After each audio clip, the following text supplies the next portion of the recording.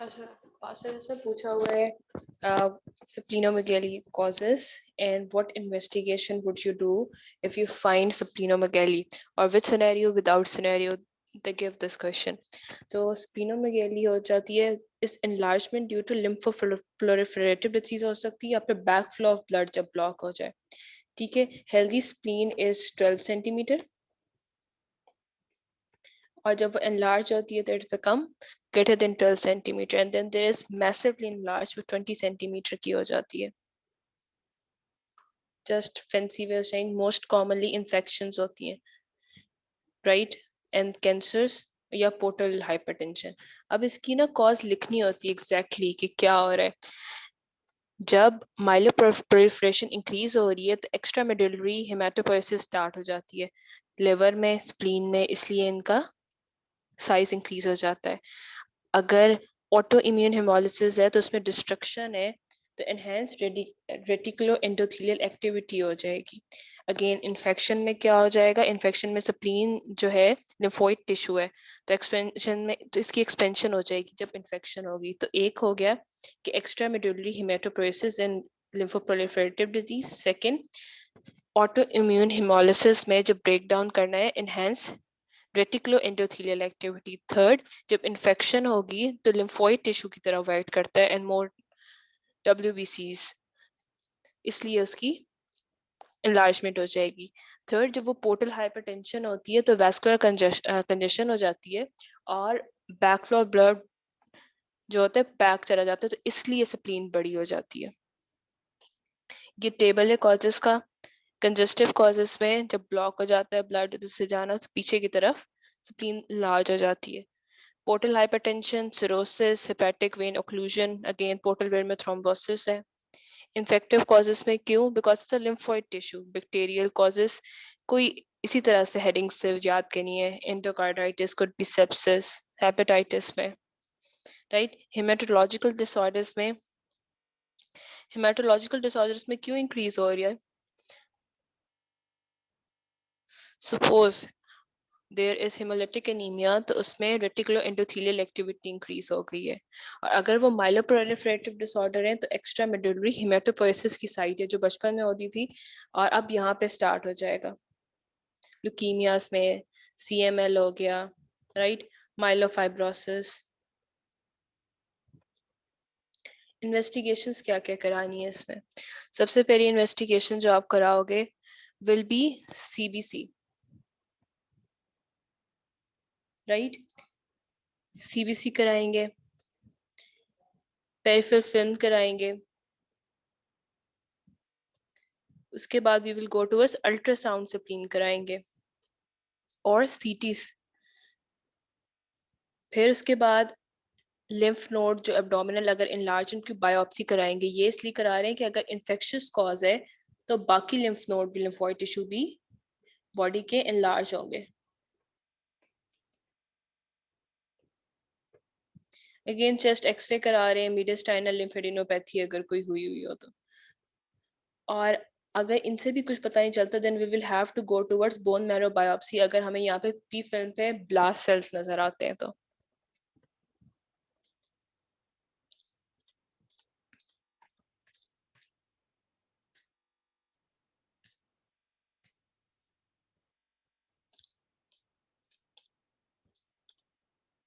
ये क्वेश्चन इस तरह से आया हुआ है. A boy aged 16 years had been complaining of ill health, SOB of recent onset. On physical examination, he is markedly anemic and spleen is grossly enlarged to the level below umbilicus तक आई हुई है. Give a list of possibilities. Again, headings बनानी है. Infectious causes क्या क्या थी? What were the infectious causes?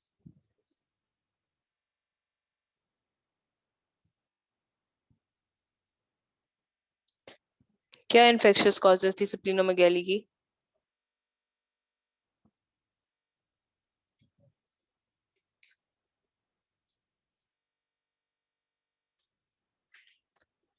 Could be bacterial, could be viral, could be fungal. Bacterial were endocarditis, tuberculosis, viral was hepatitis, protozoal was malarial, और क्या हो सकता है?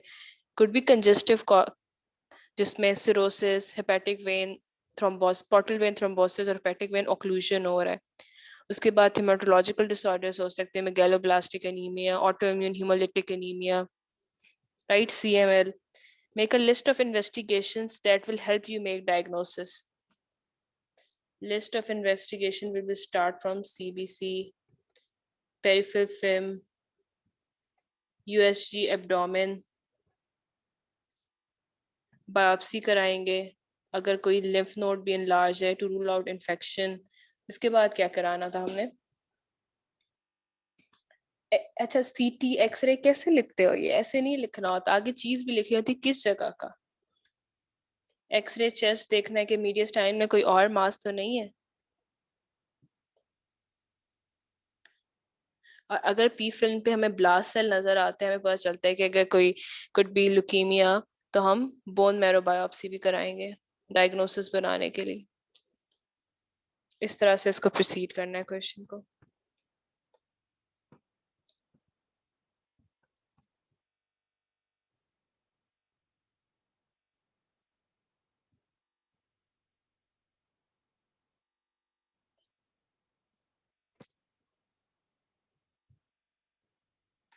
अच्छा, आगे हेमोलिटिक एनीमियास।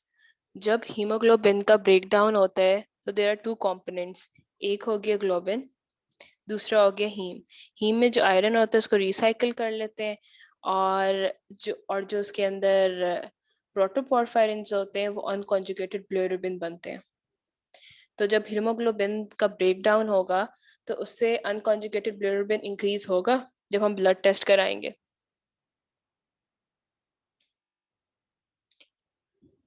इंक्रीज होगा।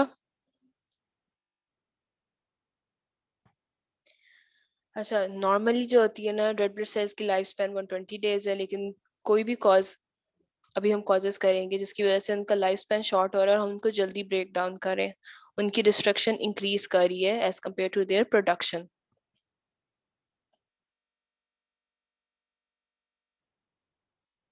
अच्छा, एक तो हो गई हेमोलिसिस की inherited causes, like hereditary spherocytosis. आपके अभी इसका MCQs भी कराऊंगी कि इसमें प्रोटीन खराब है, राइट, या तो, और फिर G6 G6PD is also acquired cause, inherited नहीं है। ग्लाइकोलिटिक पाथवे में पायरुवेट काइनेज मिसिंग है। थैलेसीमिया इनहेरिटेड कॉज है, और सिकल सेल एनीमिया इसमें हेमोलिसिस होता है, ये इनहेरिटेड कॉजेज है। एक्वायर्ड कॉजेज में, इम्यून कॉजेज में, एक तो वार्म एंटीबॉडीज वाली और cold antibodies. Warm antibodies IgG होती हैं, कोल्ड वाली IgM होती हैं। जो वार्म वाली होती हैं वो यूजुअली ऑटो इम्यून होती हैं diseases, SLE, rheumatoid arthritis, CLL में, माइलोमा में, ulcerative colitis is also auto immune disease. Cold वाली जो होती है ना उसमें इन्फेक्शन आ जाती है, माइकोप्लाज्मा की वजह से ऑटो इम्यून हेमोलिसिस स्टार्ट हो जाता है, राइट, सिफिलिस की वजह से, EBV एप्स्टीन बार वायरस की वजह से। अब जब एक्टिव हेमोलिसिस हो रहा होगा तो हीमोग्लोबिन, सिंस हीमोग्लोबिन यहाँ पे ब्रेक डाउन हो रहा है, तो उसकी कॉन्सेंट्रेशन जब आप CBC कराओगे तो उसमें कम आएगी। अनकॉन्जुगेटेड बिलिरुबिन इंक्रीज हो जाएगा। लैक्टेट डिहाइड्रोजनेज इंक्रीज इसलिए हो जाएगा क्योंकि रेड ब्लड सेल में वो प्रेजेंट होता है, जब वो ब्रेक डाउन होंगे तो ब्लड में LDH लेवल रेज आएंगे। रेटिकुलर साइट्स इंक्रीज हो रहे होंगे। इमेच्योर सेल बोन मैरो बना बना के फेंक रही होगी कंपनसेट करने के लिए जो ब्रेक डाउन इतना हो रहा है। और यूरिनरी यूरोबिलिरुबिन इंक्रीज हो रही होगी। इसकी कॉज किसी को पता है? यूरिनरी यूरोबिलिरुबिन क्यों इंक्रीज हो रही है? इसकी कॉज यहाँ पे लिखी हुई है कि जब रेड ब्लड सेल डिस्ट्रक्शन होती है, एक तो हीमोग्लोबिन ब्रेक डाउन हो गया जिसकी वजह से अनकॉन्जुगेटेड बिलिरुबिन आ गया, और जब इंक्रीज होगी reabsorption of urobilirubin from gut, उसकी वजह से यूरिन में आना लग जाएगा यूरोबिलिरुबिन।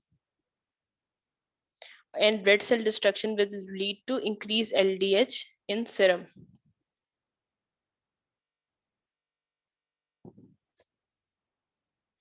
अच्छा, इंट्रावेस्कुलर एक्स्ट्रावेस्कुलर हेमोलिसिस क्या चीज होती है? इंट्रावेस्कुलर तो समझ आता है, इन द वेसल हो गया। एक्स्ट्रावेस्कुलर कहाँ हो रहा है? इंट्रावेसल हो गया ये inside the vessel, blood vessel के अंदर जो है रेड ब्लड सेल्स का ब्रेक डाउन हो रहा है। तो एक्स्ट्रा वैस्कुलर किस जगह पे होता है?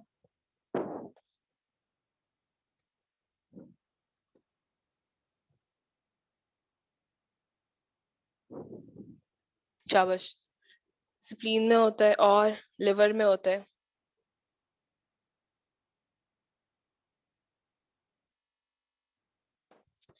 देखो, जो रेटिकुलर साइट हम कराते हैं वो हम ये डिस्टिंग्विश कराने के लिए कराते हैं कि या तो वो पेरिफेरल डिस्ट्रक्शन हो रही है, ये तब कराते हैं जब आपके जो हीमोग्लोबिन कम आ रहा है, and we need to know the cause. अगर पेरिफेरल डिस्ट्रक्शन हो रही है, जैसे कि अभी बाहर आपके कोई ना कोई चीज उनको काट रही है, खा रही है, या उनकी डिस्ट्रक्शन को ब्रेक डाउन करा रही है, तो उसमें रेटिकुलर साइट काउंट नॉर्मल रहता है। और अगर आपकी बोन मैरो खराब है तो उसमें रेटिकुलर साइट काउंट जो है वो कम हो जाएगा। ठीक है, रेटिकुलर साइट्स क्या होते हैं? Young red blood cell release from bone marrow, और इनका ब्लूइश साइटोप्लाज्म होता है। ब्लूइश क्योंकि उसके अंदर रेजिडुअल आरएनए होता है, इमेच्योर बना बना के भेज रहे होते हैं। नॉर्मल रेटिकुलर साइट 1 to 2 होता है, और अगर वो लेस देन 3 है तो इट शोज के बोन मैरो फंक्शन नहीं कर, लेस देन 1 है तो it means bone marrow function नहीं करी, ग्रेटर देन 3 है इन हेमोलिसिस तो इट मींस कि बोन मैरो ठीक फंक्शन करी, बाहर कोई चीज जो है वेसल्स में या स्प्लीन में या लिवर में जो उनको डिस्ट्रक्शन कॉज कर रही है। एक ही रेटिकुलर साइट काउंट की बात समझ आई है।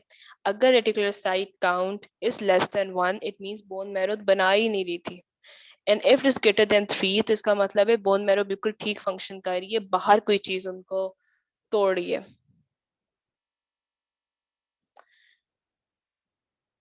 अब जो पेरिफेरल रेड ब्लड डिस्ट्रक्शन होती है एक्स्ट्रा वैस्कुलर, वो कहाँ होती है? मैक्रोफेजेस खा जाते हैं in spleen, liver and lymph node, extra vascular.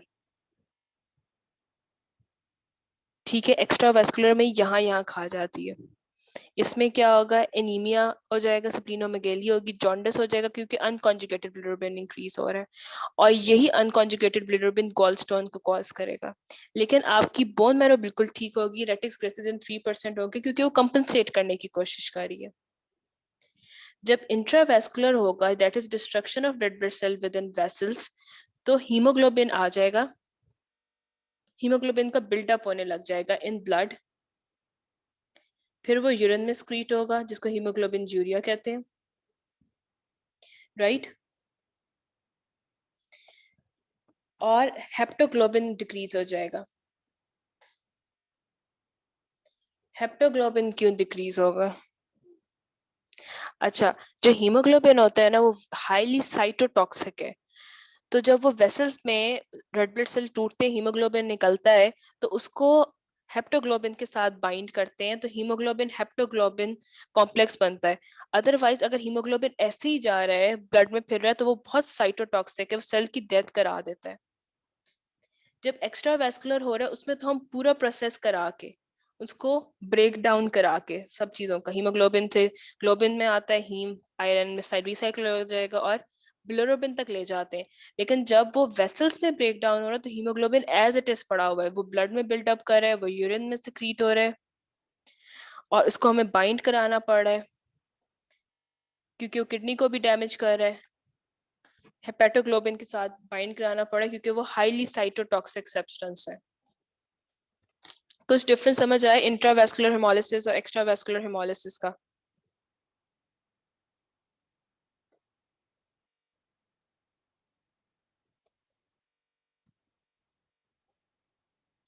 से यस और नो?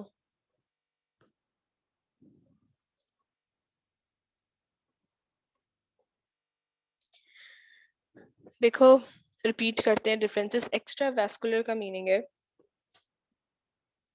कि हेमोलिसिस जो हो रहा है, मैक्रोफेजेस कहाँ खा रहे हैं रेड ब्लड सेल्स को? Spleen, liver and lymph nodes के अंदर। ठीक है, इधर उनको कंज्यूम करके ब्रेक डाउन। जब वो स्प्लीन के अंदर, लिवर के अंदर ब्रेक डाउन हो रहा है तो पूरा कंप्लीट ब्रेक डाउन कर रहे हैं उसका, हीमोग्लोबिन का। तो ग्लोबिन चेन, हीम आयरन उसमें रिसाइकल हो गया और जो प्रोटोपोर्फायरिन होते हैं उनको बिलिरुबिन तक कन्वर्ट करवा रहे हैं। तो इससे क्या हो गया, एनीमिया और स्प्लीनोमेगेली हो रही है, जॉन्डिस हो रहा है क्योंकि अनकॉन्जुगेटेड बिलिरुबिन इंक्रीज हो गया और वही जो है बिलिरुबिन गॉलस्टोन्स बन रहे हैं। लेकिन बोन मैरो बिल्कुल ठीक है, फंक्शनल लेवल कंपनसेट करने के लिए ग्रेटर देन 3% रेटिक्स आपको दे रही है। जब वेसल्स के अंदर होता है ना, तो तब यहाँ पे कौन इसको डी अमाइनेट करेगा और सारा तोड़ेगा। तो हीमोग्लोबिन एज इट इज बाहर निकलता है, ब्लड में हीमोग्लोबिन इंक्रीज हो जाता है, यूरिन में इंक्रीज हो जाता है। अब क्या करते हैं कि वो हाईली साइटोटॉक्सिक सब्सटेंस है, उसको हमें हेपेटोग्लोबिन के साथ बाइंड कराना होता है, तो हमारा हेपेटोग्लोबिन जो होता है वो डिक्रीज हो जाता है।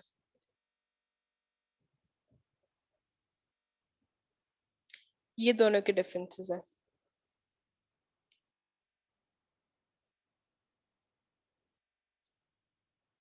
एक्स्ट्रा वैस्कुलर जो हेमोलिसिस है वो हेरेडिटरी सेफेरोसाइटोसिस में, सिकल सेल एनीमिया में होता है। जो इंट्रावैस्कुलर हेमोलिसिस है वो G6PD में, इम्यून हेमोलिटिक एनीमिया में, महा में और PNH में। अब ये डिजीज भी करते हैं। अच्छा, कुछ कुछ इंडिकेशन है हेमोलिसिस की जो आपको पी फिल्म पे मिलेगी। आपको स्फेरोसाइटोसिस नजर आएंगे, वो ऑटो इम्यून में नजर आएंगे, स्मॉल डार्क सेल्स इन हेरेडिटरी स्फेरोसाइटोसिस में नजर आएंगे, सिकल सेल नजर आएंगे सिकल डिजीज में, और माइक्रो एंजियोपैथिक हेमोलिसिस महा जिसको कहते हैं, उसमें रेड सेल फ्रेगमेंट्स आएंगे। और अगर ऑक्सीडेटिव हेमोलिसिस है, पेरोक्सिस्मल नॉक्चुरल में, तो उसमें बाइट सेल होंगे, एक जगह पे जमा हो जाते हैं हीमोग्लोबिन और माइक्रोफेजेस वो उठा के उस जगह को खा लेते हैं, तो ये ऐसे करके होते हैं बाइट सेल। ठीक है, कम जब बोन मैरो कंपनसेट करेगी, एरिथ्रॉइड हाइपरप्लेजिया होगा, जब ज्यादा आर रेड ब्लड सेल्स बनाएगी तो फॉलिक एसिड डेफिशिएंसी हो जाएगी और मेगैलो ब्लास्टिक ब्लड फीचर्स नजर आएंगे। अच्छा, उसके बाद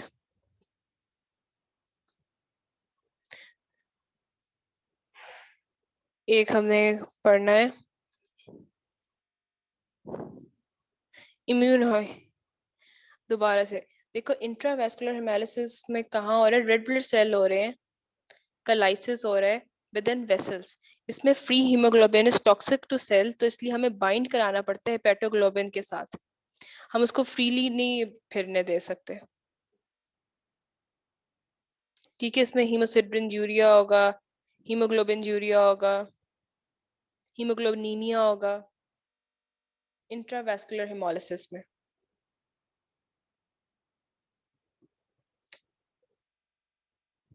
उसके बाद there are some MCQs you should mark. ये जो मेम्ब्रेन डिफेक्ट है, राइट, इसमें हेरेडिटरी सेफेरोसाइटोसिस में किस चीज की डेफिशिएंसी होती है, बीटा स्पेक्ट्रिन प्रोटीन की, जिसकी वजह से रेड ब्लड सेल्स जो होते हैं डिफॉर्म्ड होते हैं और इसी वजह से इनका हेमोलिसिस होता है। That's why they are broken down. इसमें भी जब मेगालोब्लास्टिक क्राइसिस तब कहते हैं जबकि बहुत ज्यादा बोन मैरो कंपनसेट करने की कोशिश करती है और फिर जब वो ज्यादा सेल्स बनाती है तो फोलेट कंज्यूम हो जाता है, तो फोलेट डेफिशिएंसी की पिक्चर भी आ रही होती है इसमें।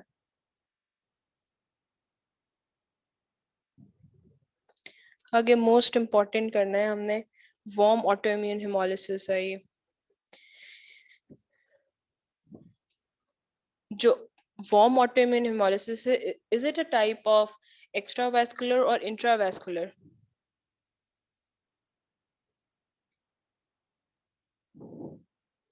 Is it a type of extravascular or intravascular?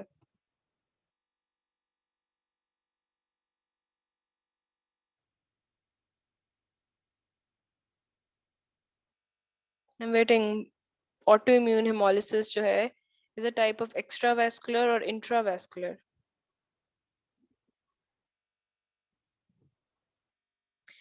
Intravascular है ये। इम्यून हेमोलिटिक एनीमियाज जो है वो इंट्रावेस्कुलर है। अब देखो, ऑटोइम्यून जो हेमोलिसिस है वो इंट्रावेस्कुलर है।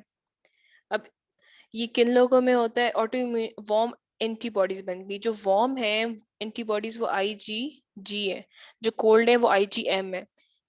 Is usually more common in middle age female but all ages में हो जाती है। इन्वेस्टिगेशन जब आप पी फिल्म करवाओगे तो इसमें हेमोलिसिस नजर आएगा, स्फेरोसाइटोसिस बनाएंगे और पोलीक्रोमेसिया नजर आएगा। जो कंफर्मेटरी टेस्ट है वो कूम्स टेस्ट है। अच्छा, डायरेक्ट कूम्स टेस्ट और इनडायरेक्ट कूम्स टेस्ट ये भी कर लेते हैं अभी। जो डायरेक्ट कूम्स टेस्ट होता है ना, उसमें आप रेड ब्लड सेल्स के ऊपर ना एंटीबॉडीज अटैच है, आपने ये फाइंड करना है कि अटैच हैं कि नहीं। तो आप ये वाली जो एंटीबॉडी ग्रीन वाली अटैच है इसके अगेंस्ट एंटीबॉडी भेज रहे हो, तो रिएजेंट में क्या कराओगे, एंटी ह्यूमन ग्लोबुलिन भेजोगे। और अगर एग्लूटिनेशन हो जाती है तो आपको पता चल जाता है कि रेड ब्लड सेल्स पे एंटीबॉडीज अटैच थी।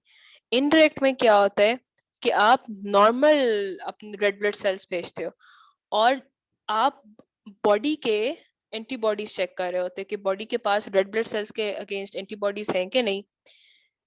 तो इनडायरेक्ट में अगर आपने डोनर ब्लड दिया, साफ ब्लड दिया उसको, रेड ब्लड सेल, और उसके ऊपर ग्लूटिनेशन हो गई, तो इट मींस के रेड ब्लड सेल्स के एंटीबॉडीज पड़ी हुई हैं पेशेंट के सीरम में।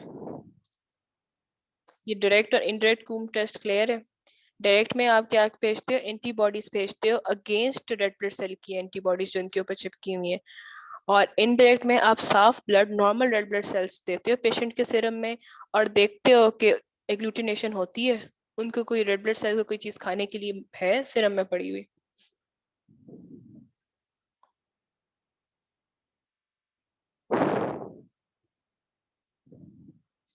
अच्छा, इम्यून हेमोलिटिक एनीमिया में क्या होता है, ऑटो एंटीबॉडी मीडिएटेड है destruction of red blood cell.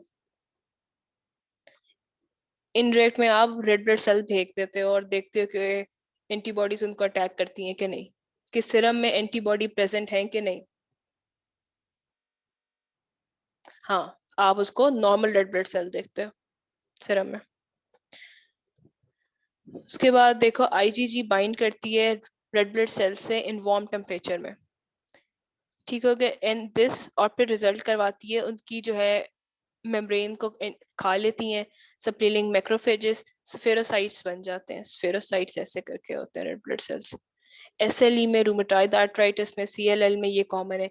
इनके लिए हमें क्या करना पड़ता है, ऑफेंडिंग एजेंट को, जो भी कॉज है उसको पहले ट्रीट करना होता है, स्टेरॉइड्स देने होते हैं, क्योंकि इम्यून है तो इम्यूनिटी को जब भी शटअप कॉल देनी होती है तो आपको स्टेरॉइड्स और आईवीआईजीज को बुलाना पड़ता है। और स्प्लीन के जो है मैक्रोफेजेस जो है ना, इनको तोड़ें और स्फेरोसाइट्स में कन्वर्ट करें तो स्प्लीनेक्टमी करनी पड़ेगी हमें। अब आईजीएम जो होती है वो कोल्ड होती है, ठीक है, कोल्ड एंटीबॉडी होती है, कोल्ड एग्लूटिनेशन। ये यूजुअली इन डिजीजेस होती है, माइकोप्लाज्मा निमोनिया के बाद, ऑटोइम्यून हेमोलिटिक एनीमिया जो हो रहा होता है, इन्फेक्शियस मोनोन्यूक्लियोसिस के बाद जो हो रहा होता है। ये देखो एक और डिफरेंसेस टेबल बना हुआ है। वार्म में क्या होता है, आईजीजी होती है 37 सेंटीग्रेड पे होता है, कोल्ड में 4 सेंटीग्रेड में होता है, ठीक है। और जो वार्म का ट्रीटमेंट होता है स्टेरॉइड होता है, मोनोक्लोनल एंटीबॉडीज होते हैं, स्प्लीनेक्टमी होता है। वार्म की कॉजेज होंगी SLE, methyl dopa, HIV, CLL, rheumatoid arthritis, ulcerative colitis. Cold में क्या होता है, यूजुअली इन्फेक्शियस कॉज होती है, mycoplasma, infectious mononucleosis, EBV, CMV.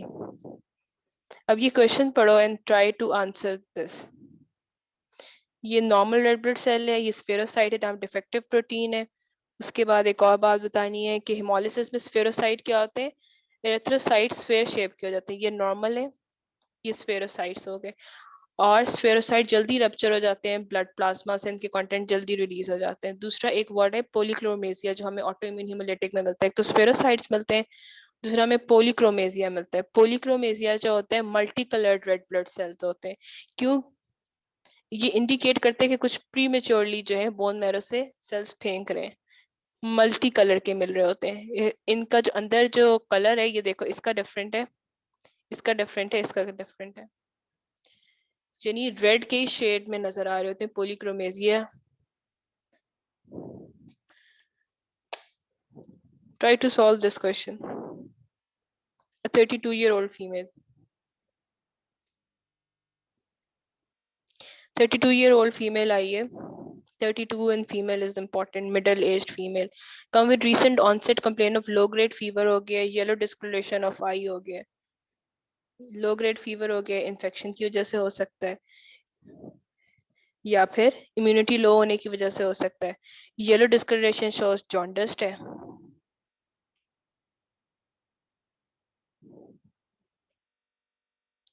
उसके बाद on examination she is palpebral spleen. Palpebral spleen का क्या मतलब है? स्प्लीनोमेगेली हो गई है। While the investigation show hemoglobin 8, this which is decreased. Retics 5 है. What does 5% retics mean? 5% retics का क्या मतलब है?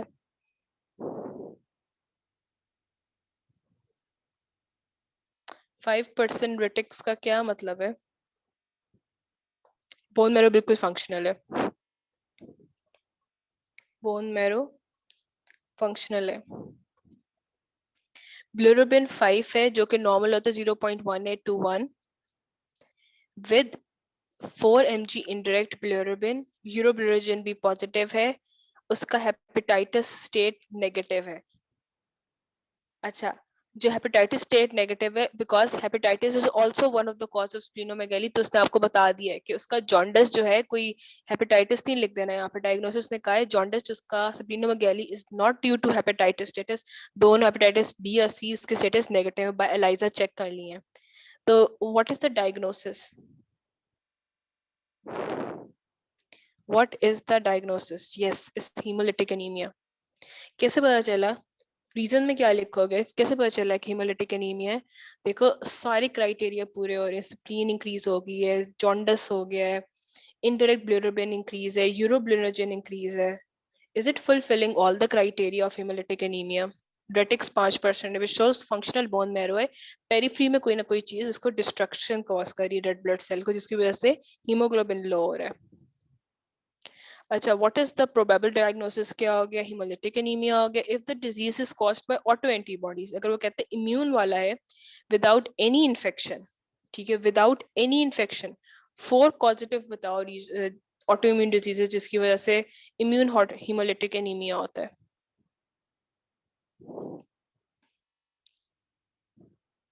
शाबाश, इस एज में एसएलई बिल्कुल ठीक। रूमेटॉइड आर्थराइटिस और अल्सरेटिव कोलाइटिस और what else?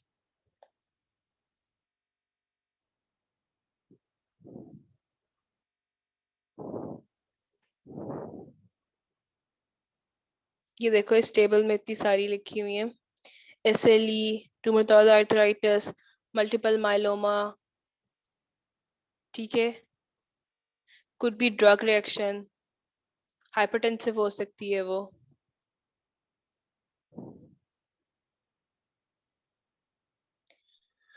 What abnormalities can be seen on peripheral blood picture? Peripheral blood picture पे क्या चीजें नजर आएंगी?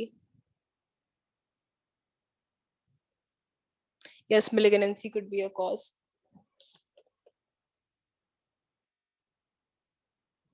शाबाश, एक आपको नजर आएगा। पहले तो आप लिखो कि हेमोलिसिस नजर आएगा। रेड ब्लड सेल की डिस्ट्रक्शन नजर आएगी, हेमोलिसिस, स्फेरोसाइट और पोलीक्रोमेजिया। ये 3 वर्ड्स लिख रहे हैं to get full marks. Polychromasia नजर आएगा। स्फेरोसाइट लिख दो कि erythrocyte red blood cell sphere shaped के होंगे, और पोलीक्रोमेजिया का मतलब होगा multi colour red blood cell in the blood smear नजर आएंगे। अच्छा, how will you treat this patient? अब उसने कहा ये इम्यून हिमोलिटिक एनीमिया, तो ट्रीटमेंट कैसे करते हैं इम्यून हिमोलिटिक एनीमिया की?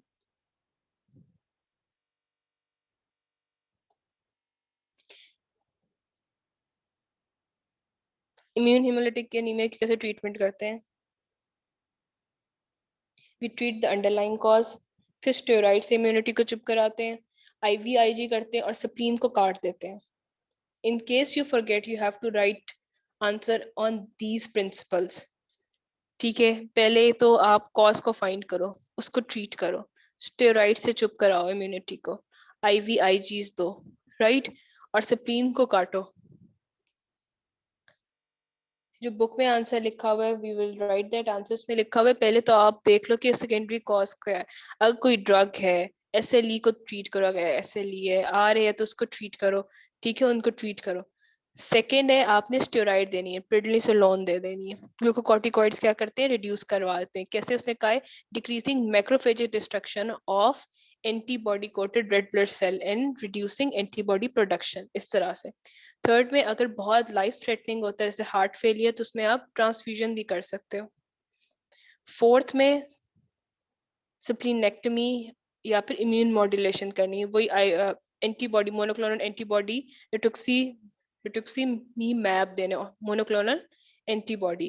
फिफ्थ इम्यूनोसप्रेसिव एज़ोथायोप्रिन, साइक्लोस्पोरिन और साइक्लोफॉस्फामाइड जो हम पहले देते हैं इम्यूनिटीज को चुप कराने के लिए, वही वाली चीजें देनी है। अब शुड वी प्रोसीड, आगे अगला टॉपिक करें।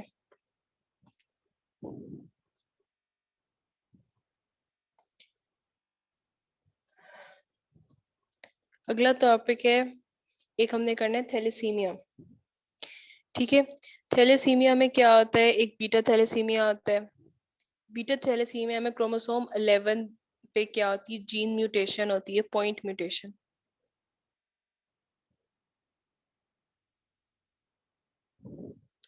इससे क्या हो रहा है, ग्लोबिन चेन अफेक्ट हो रही है।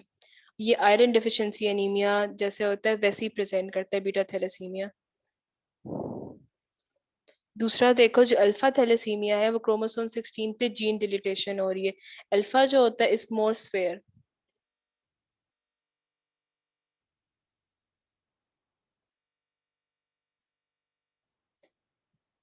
ग्लोबिन चेन जो होती है बीटा थैलेसीमिया और कुड बी अल्फा थैलेसीमिया, दो चेन होती हैं। तो अल्फा वाला is more spare, alpha 1 is on chromosome 16, उसमें जीन डिलीटेशन होती है। और जो 11 पे होता है वो बीटा थैलेसीमिया होता है, उसमें पॉइंट म्यूटेशन होती है। अब इनको ये कैसे पेरिफेरल फिल्म पे कैसे प्रेजेंट करते हैं, ये लिखा हुआ है, इनके डायग्नोसिस कैसे करते हैं। ये हाइपोक्रोमिक एनीमिया की तरह नजर आते हैं, राइट। एरेथ्रो सीबीसी कराओगे तो क्या हो जाएगा, आपको नजर आएगा हीमोग्लोबिन लो होगा, ब्लड इंडेक्सेस सारे के सारे लो होंगे। पी फिल्म कराओगे तो हाइपोक्रोमिक एनीमिया नजर आएगा उसे। और जो डेफिनेटिव डायग्नोसिस है वो हीमोग्लोबिन इलेक्ट्रोफोरेसिस पे होगा, उस पे क्या होगा, हीमोग्लोबिन एफ रेज्ड होगा। जो एडल्ट है हीमोग्लोबिन उसकी एब्सेंस होगी या रिडक्शन होगी। और एडल्ट A2 वाला जो होगा वो कुड बी इंक्रीज्ड। अब इसको ट्रीट ऐसे करना है हमने कि स्प्लीन, क्योंकि थैलेसीमिया वाले में स्प्लीन कट कर देनी है, ट्रांसफ्यूजन करते रहना है, और आयरन ओवरलोड से बचाने के लिए आयरन चिलेशन थेरेपी करनी है। और अगर पॉसिबल है तो हम एलोजेनिक स्टेम सेल ट्रांसप्लांटेशन करेंगे इफ ओनली पॉसिबल। अब प्रिवेंशन इसकी ऐसे करनी है कि दोनों पेरेंट्स को स्क्रीन करना है, कजन मैरिजेस का बताने के, अगर दोनों ट्रेट हैं तो जो ट्रेट वाले होते हैं उनमें लेसर स्वेयर सिम्टम्स होते हैं। तो अगर दोनों पेरेंट्स ट्रेट है, ये ऑटोसोमल रिसेसिव डिजीज है, अगर दोनों पेरेंट्स में ट्रेट है, हेट्रोजाइगोट्स थैलेसीमिया में माइनर होता है, अगर दोनों पेरेंट्स जो हैं ट्रेट के हैं तो वो मेजर को प्रोड्यूस कर सकते हैं। एंड दैट ये थैलेसीमिया मेजर को कर सकते हैं, जो कि फीटस में hydrops fetalis still born birth कराता है। और प्रिवेंशन कैसे, अगर प्रेग्नेंट है तो प्रिवेंशन तो आप जेनेटिक काउंसलिंग करोगे, उनको एक्सप्लेन करोगे सारी चीजें। और स्क्रीनिंग कैसे, अगर फीटस में है कि नहीं तो उसमें आप कैसे करते हो, सीवीएस से और डीएनए एनालिसिस से स्क्रीनिंग करते हो। और उनको कहते हो कि हमें अगर प्रेगनेंसी में आपको मेजर पहले ही मिल जाता है तो आप उसको टर्मिनेशन का कह देते हो, अबॉर्शन का कह देते हो।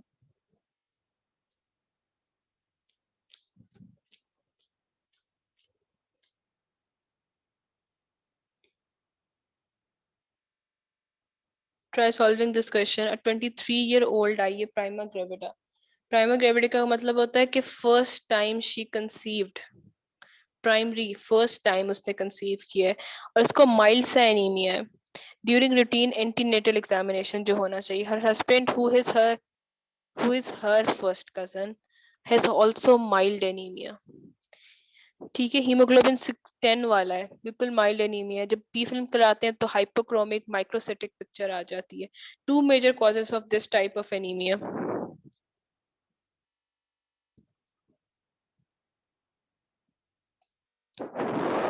Two major causes of this type of anemia.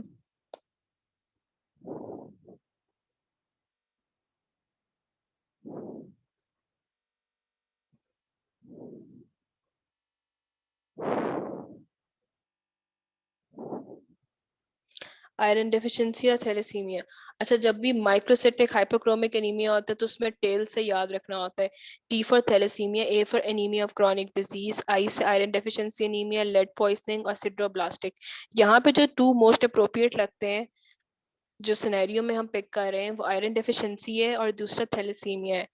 What further investigation should be perform to determine the cause of anaemia. अच्छा, अब उसने सीबीसी भी करा ली है and they have undergone peripheral film too. Very good, कजन मैरिसेस ने आइडेंटिफाई किए। अब मुझे बताओ कि फर्दर इन्वेस्टिगेशंस कौन सी करानी है। अभी करके आए हैं, फर्दर इन्वेस्टिगेशंस कौन कौन सी करानी है।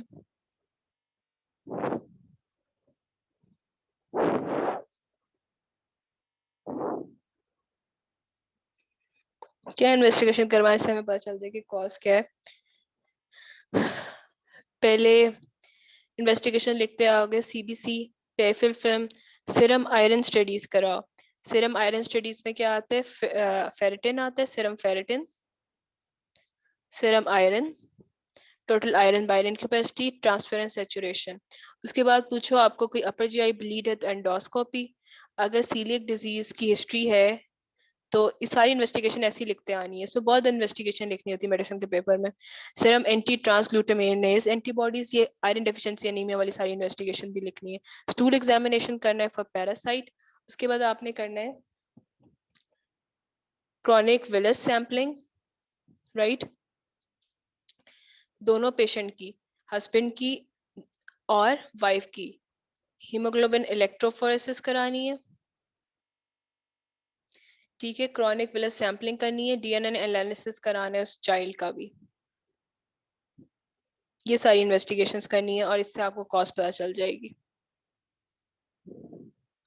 अगर आप भूल जाते हो और आपको नहीं पता कि कौन सी लिखनी है इन्वेस्टिगेशन, तो 2 इन्वेस्टिगेशन बहुत इंपॉर्टेंट है, दोनों कपल में दोनों की।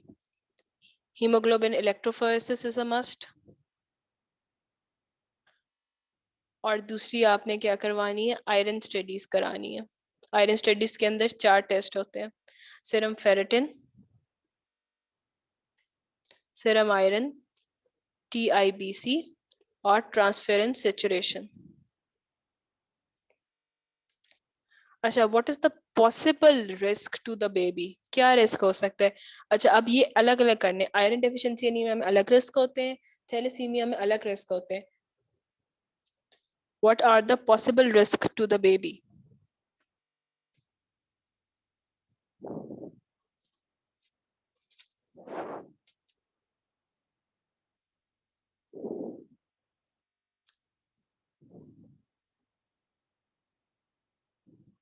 What are the possible risks to the boy baby? ये स्टिल बॉर्न हो सकता है, हाइड्रोफिटेलिस, तो वो खुद ही अबॉर्ट हो जाएगा हाइड्रोफिटेलिस के इसका। अगर आयरन डेफिशिएंसी वाला है तो इंट्रायूटेराइन ग्रोथ रेट रिटार्डेशन होगा, इंट्रायूटेराइन डेथ हो सकती है, थैलेसीमिया मेजर का हो सकता है वो। How could you prevent any serious complication in this baby? यहीं पे बुक की लाइन है कि सीवीएस एनालिसिस से आप क्रॉनिक विलिस सैम्पलिंग से आप पहले चेक कर लो and then you abort the baby. See, they have written, it is possible to identify the fetus with homozygous beta thalassemia by obtaining chronic villus material for DNA analysis, and then in early pregnancy may you can terminate. In early pregnancy, you can just terminate it. लेकिन both parent का examination जरूरी है और haemoglobin electrophoresis की reports चाहिए।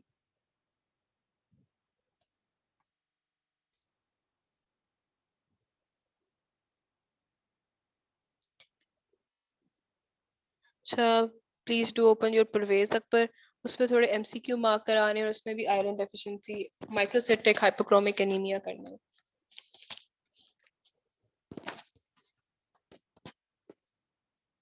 Yes, termination is practiced in Pakistan. कराती हूँ deficiency between thalassaemia and iron deficiency anaemia, ये बताती हूँ. टारगेट सेल पता है आपको, मैंने कराया था. थैलेसीमिया में टारगेट सेल नजर आते हैं, तो आयरन डेफिशिएंसी एनीमिया में टारगेटिंग नहीं नजर आती, टारगेट सेल नजर आते हैं.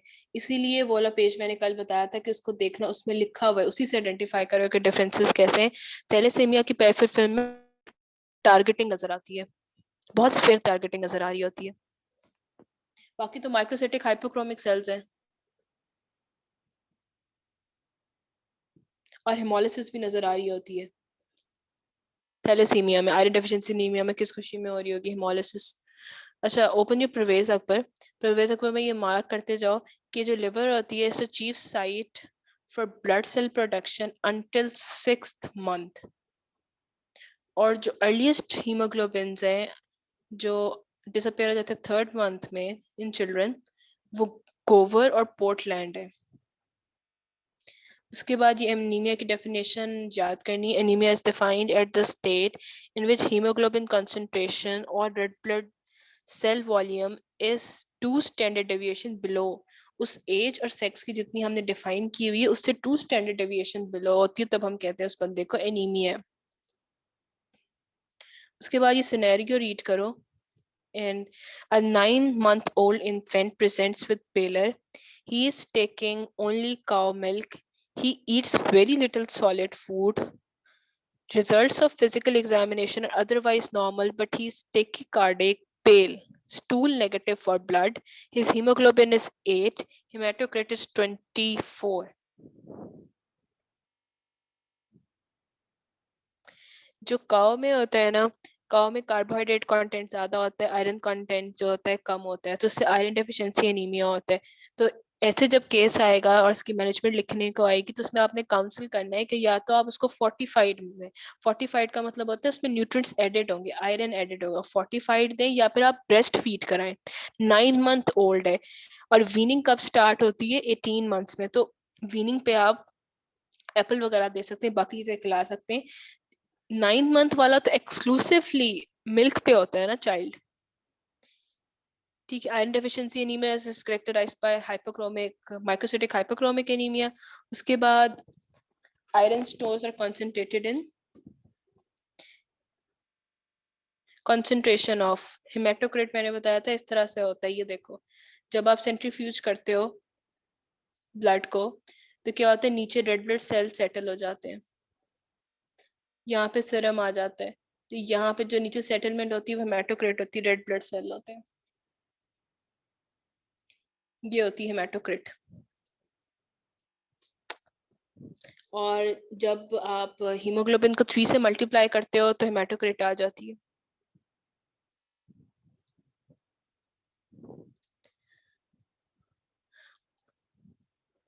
अच्छा, iron store are concentrated in liver, bone marrow, spleen in form of ferritin, from which iron can be mobilized readily. तो इसलिए अब आपने क्या करवाना था, इन्वेस्टिगेशन ऐसे करवाना शुरू करनी होती है, CBC, PFIL, FIM, iron studies. Iron studies have 4 tests: TIBC, serum ferritin, which is an indicator of tissue में कितना स्टोरेज है. कौन कौन से टिश्यूज में हमारा स्टोर होता है, लिवर, बोन मैरो, स्प्लीन में. अच्छा, कल हमने किया था ट्रांसफेरेंस सेचुरेशन, ठीक है, वो दोनों में डिक्रीज थी, आयरन डेफिशिएंसी एनीमिया में भी and anaemia of chronic disease में. Why was that so? क्योंकि ये देखो, जो ट्रांसफेरेंस सेचुरेशन होती है is a measure of iron availability for haemoglobin synthesis. Iron deficiency anaemia में ये इसलिए कम है क्योंकि आयरन तो है ही नहीं बॉडी में. Transference saturation is less in iron deficiency anaemia क्योंकि आयरन तो है ही नहीं हीमोग्लोबिन जैसे कि, तो डेफिशिएंट है. और एनीमिया ऑफ क्रॉनिक डिजीज में कैसे अवेलेबल होगा, हमने इसको हाइड कर लिया था. तो transference saturation will be decreased in both iron deficiency anaemia and anaemia of chronic disease. उसके बाद द मेन पॉइंट जो सिनेरियो में आपने पिक करना है कि ह्यूमन मिल्क में आयरन की एब्जॉर्प्शन बेटर होती है. अगर आप एक्सक्लूसिवली उसको काउ मिल्क में फीड करवा रहे हो तो उसको आयरन फोर्टिफाइड सीरियल्स खिलाना शुरू करो, अदरवाइज उसको डेफिशिएंसी हो जाएगी. और क्या क्या इम्पैक्ट पड़ता है, they can ask in you कि क्या क्या इम्पैक्ट करता है अगर आयरन डेफिशिएंसी एनीमिया, तो उससे एपैथी, इरिटेबिलिटी, पुअर कंसंट्रेशन, क्योंकि iron is important for behaviour and cognitive function development. क्यों? क्योंकि ये साइटोक्रोम्स जो होते हैं, आयरन कंटेनिंग एंजाइम्स जो होते हैं, इनकी वर्किंग के लिए जरूरत होता है। तो द चाइल्ड विल बी एपैथेटिक, पूरा कंसंट्रेशन, उसका बिहेवियर कॉग्निटिव डेवलपमेंट हिंडर हो जाएगी। अगर उसने लिखा हुआ है कि जो हमारे काउ मिल्क होता है इट हैज मोर कार्बोहाइड्रेट्स और आयरन के सप्लीमेंट्स लेस हैं।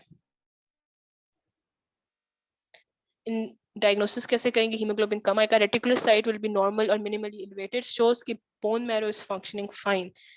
आयरन डेफिशिएंसी एनीमिया में डब्ल्यूबीसी काउंट बिल्कुल नॉर्मल होता है। किस में जो होता है, कौन से वाले एनीमिया जो हमने किया जिसमें white blood cell count decrease हो जाता है?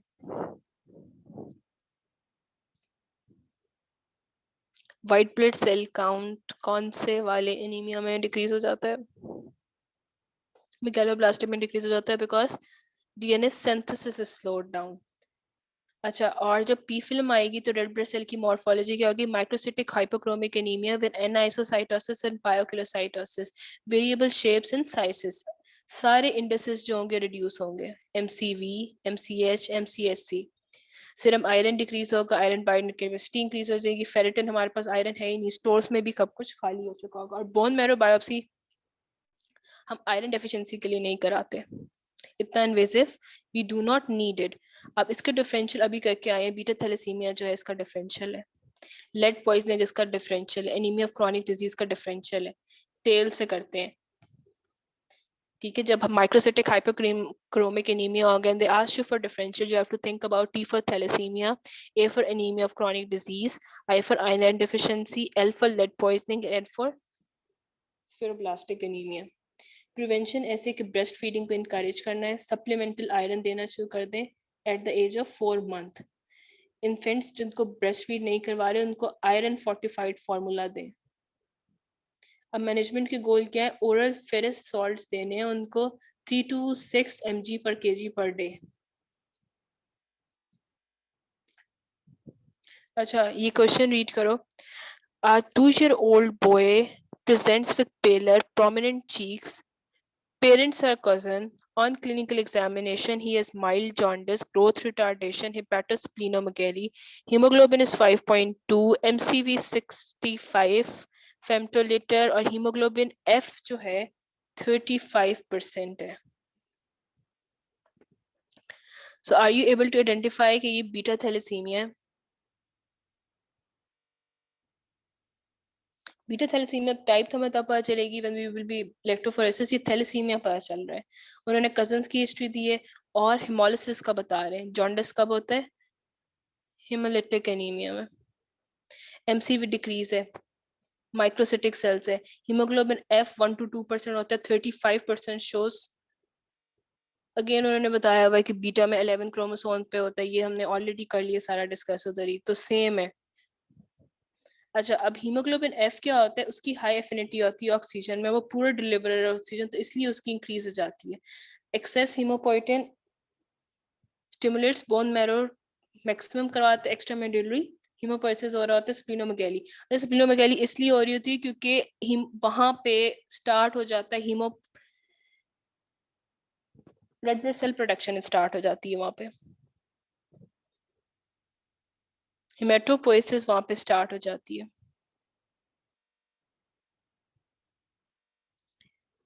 अगेन इसका डायग्नोसिस हम ऐसे करेंगे कि सीबीसी कराएंगे हम। सीबीसी में हीमोग्लोबिन 5 to 6 ग्राम तक फॉल होगी, रेटिक्स नॉर्मल आएंगे, bone marrow is functional, red blood cell की मॉर्फोलॉजी में माइक्रोसिटिक हाइपोक्रोमिक आएगा, साथ में टारगेट सेल आएंगे। अभी स्टूडेंट आस्क उसमें क्या नजर आएगा? टारगेट सेल आएंगे, न्यूक्लिएटेड आरबीसीज आएंगे और हाइंस बॉडी आ सकती है। देखो, अब आयरन डेफिशिएंसी एनीमिया और थैलेसीमिया में माइक्रोसिटिक हाइपोक्रोमिक एनीमियाज नजर आएंगे, ठीक है, लेकिन थैलेसीमिया में टारगेट सेल्स नजर आएंगे, हाइंस बॉडी नजर आएंगी। हाइंस बॉडीज बताती हैं क्या होता है। हाइंस बॉडी में क्या होता है कि जो डी नेचर हीमोग्लोबिन होता है ना, क्योंकि ग्लोबिन चेन डिफेक्टिव है, इस तरह से नजर आता है सुप्रावाइटल स्टेन में, ये हाइंस बॉडी होगी। वो क्या डीनेचर होके एक जगह पे क्यूमुलेट हो जाती है, ये हाइंस बॉडी है।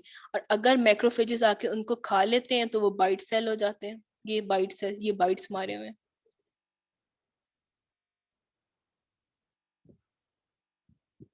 और इलेक्ट्रोफोरेसिस पे क्या नजर आता है कि जो हमारा नॉर्मल एडल्ट हीमोग्लोबिन है वो डिक्रीज होता है। A2 वाला 2.5 होना चाहिए, 10 हो जाता है। और F वाला 7% होता है। अब जो हमारा स्नेरियो था उसमें इट वाज 32%, 35%।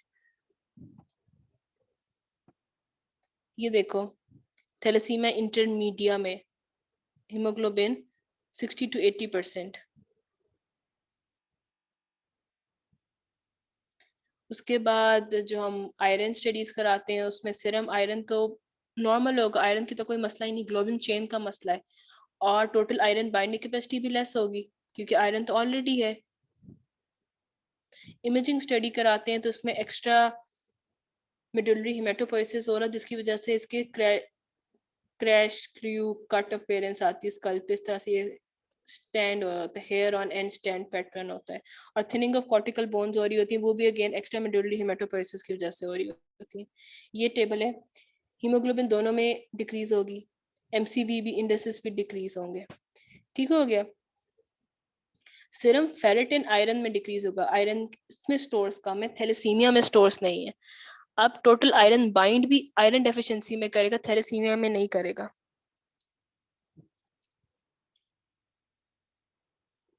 इसका क्वेश्चन सॉल्व करना है।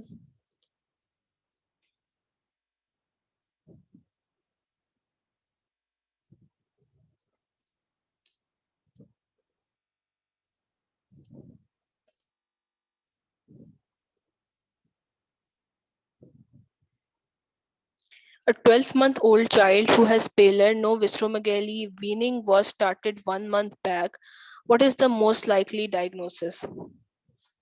सिर्फ पेल है, विस्ट्रोमेगैली नहीं है, so no extra medullary hematopoiesis. ठीक है, it's not hemolytic anemia. इसका क्या आंसर है?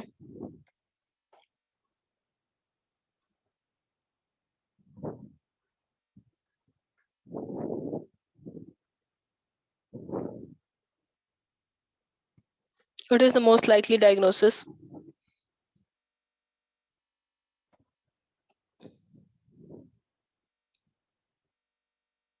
What is the most likely diagnosis? Iron deficiency anaemia ही बनेगा, सिंपल। उसके बाद what do you expect on peripheral blood picture? Microcytic hypochromic cells होंगे with anisocytosis, variable size and shape, pyocytosis. What investigation would you order to confirm? Confirm कराने के लिए हम क्या करें? Serum iron studies कराएं। ठीक है, microcytic hypochromic red blood cell, anisocytosis, poikilocytosis, serum ferritin level decrease होंगे, आयरन लेवल डिक्रीज होंगे, टीआईबीसी एलिवेटेड होगा, transmission saturation will be less, HP electrophoresis करा लेंगे टू रूल आउट एनीमिया। वो भी तब सिर्फ कराएंगे जब पेरिफेरल फिल्म पे टारगेट सेल्स आएंगे, तब रिकमेंड करेंगे, otherwise no need of getting an expensive test like haemoglobin electrophoresis done. अच्छा, एक और क्वेश्चन उसमें क्या है,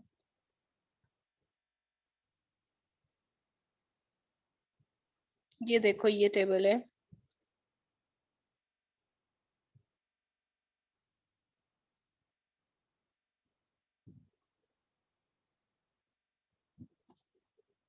FEP is free erythrocytic protoporphyrin। अब वो आयरन डेफिशिएंसी में क्यों ज्यादा है और थैलेसीमिया में क्यों नॉर्मल है? What do you think? ये देखो ना, haemoglobin is made up of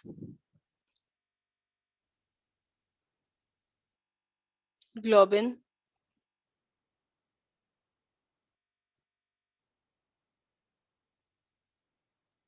जिसने पूछा है इज द पर्सन क्लियर कि ये फ्री एरिथ्रोसाइट प्रोटोपोरफायरिन की बात हो रही है इधर। और इट्स अ कंपोनेंट में आयरन के साथ बाइंड करने के लिए चेन है ही नहीं। ये देखो, एक तो ग्लोबिन हो गई, दूसरी हीम हो गई। ठीक है, haem is made up of iron और प्रोटोपोरफायरिन। अब आयरन जो है यहाँ पे डिक्रीज हो गया, तो ये जो है फ्रीली मूव करिए ब्लड में, क्योंकि इन दोनों को बाइंड करेंगे तो हीम बनेगा। इट इज क्लियर कि ये FeP, why is FeP increase in iron deficiency anaemia, क्योंकि हीम बनाने के लिए आपको आयरन और प्रोटोपोरफायरिन है। प्रोटोपोरफायरिन ऐसे ही खुली फिर रही है क्योंकि आयरन तो हमारे पास है ही नहीं। जबकि थैलेसीमिया में ग्लोबिन चेन का मसला है, तो ये दोनों तो आपस में ठीक से बाइंड करते हैं और कोई फ्री, वो नॉर्मल होता है लेवल, कोई free protoporphyrin is not circulating in the blood.